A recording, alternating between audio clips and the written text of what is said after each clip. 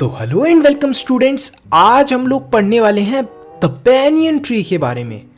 अच्छा सर, ये कहीं वही वाला ट्री तो नहीं जो बनियान पहनता है? नहीं, ये वो वाला ट्री नहीं है। बैनियन ट्री एक टाइप का ट्री होता है, एक वैरायटी ऑफ ट्री होती है, जैसे मैंगो ट्री हो गया। इसलिए आज हम लोग एक बहुत ही अच्छी स्टोरी पढ़ने वाले हैं बैनियन ट्री से रिलेटेड। फटाफट इस चैप्टर को स्टार्ट करते हैं।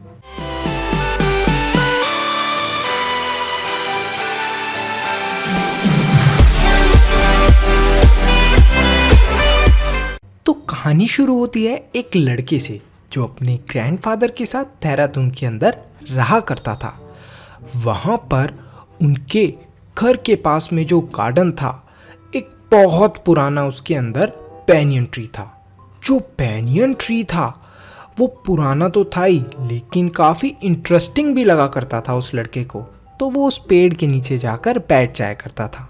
उस पेड़ के नीचे बैठे बैठे वो सारे लोगों की एक्टिविटी ऑब्जर्व करा करता था। वो देखा करता था कि आखिर लोग कर क्या रहे हैं और उनके ऊपर एक नज़र भी रखा करता था।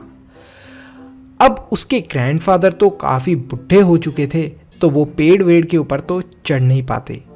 इस वजह से वहाँ पर जिसका राज था, मतलब उस ट्री का जो एक तरीके से ओनर था, वो अब ये लड़का ही था।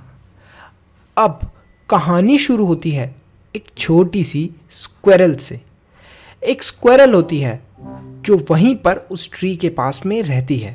वो भी उस लड़के की दोस्त बन जाती है, लेकिन दोस्त बनने से पहले वो सारी चीज़ें देख लेती है और बहुत अच्छे से उस लड़के को भी परख लेती है। कहीं इसके पास कुछ अटैक करने का वेपन तो नहीं है कि ये मेरे ऊपर अटैक कर दे। तो स्क्वेरल को जब पता लगता है कि नहीं, वो लड़का उसके ऊपर अटैक नहीं करने वाला, तब वो उस लड़के से दोस्ती कर लेती है। धीरे धीरे करके जो बॉय था वो स्क्वेरल के लिए खाने पीने की चीज़ें भी लेकर आया करता था, जैसे केक हो गया, बिस्किट हो गया। और स्क्वेरल भी बहुत मज़े से उसके हाथ से थोड़ी थोड़ी वो खाने की चीज़ें उठाकर खा लिया करती थी। वहाँ पर बहुत सारी बर्ड्स भी रहा करती थी जो उस पेड़ की ब्रांचेस पर बैठ जाया करती थी। इस वजह से वहाँ पर इतना ज़्यादा शोर हुआ करता था क्योंकि हर बर्ड अलग अलग साउंड को प्रोड्यूस करती थी। जो बच्चा था उसने अपने बैठने के लिए एक जगह बनाई हुई थी और वो वहाँ पर हर शाम को बैठ जाया करता था। जब वहाँ पर इतनी गर्मी नहीं हुआ करती थी शाम के समय, तब वो वहाँ पर बैठकर किताबें भी पढ़ा करता था। जो बैनियन ट्री था एक तरीके से उस बच्चे के लिए उसका रीडिंग रूम था। जब कभी कभी उसका पढ़ने का मन नहीं करा करता था, तब वो आसपास देखा करता था कि आखिर आसपास की दुनिया में क्या चल रहा है।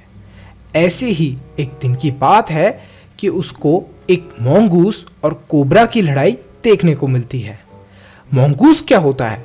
मॉन्गूस होता है नेवला, और कोबरा तो आपको पता ही है कितना जहरीला सांप होता है। उस दिन बहुत ज़्यादा गर्मी भी थी, और जब वो लड़का एक बहुत बड़े काले रंग के कोबरा को देखता है कैक्टस के पेड़ से बाहर निकलते हुए, और वहीं पर एक मॉन्गूस भी खड़ा हुआ होता है। वो दोनों एक दूसरे के आमने सामने खड़े होकर लड़ाई करना चालू करते हैं। जो कोबरा था वो लगभग 6 फीट लंबा था और जो मॉन्गूस था वो सिर्फ 3 फीट ही लंबा था। जो कोबरा था वो अपने फन, मतलब कि अपनी जो हुड होती है, अपने फन के साथ उस मॉन्गूस के सामने खड़ा हो जाता है, और जो मॉन्गूस होता है वो भी अपनी पूंछ को झाड़ लेता है। इसी के साथ एक मैना और एक क्रो भी था जो इस फाइट को देख रहे थे। ये जंग काफ़ी मज़ेदार होने वाली थी।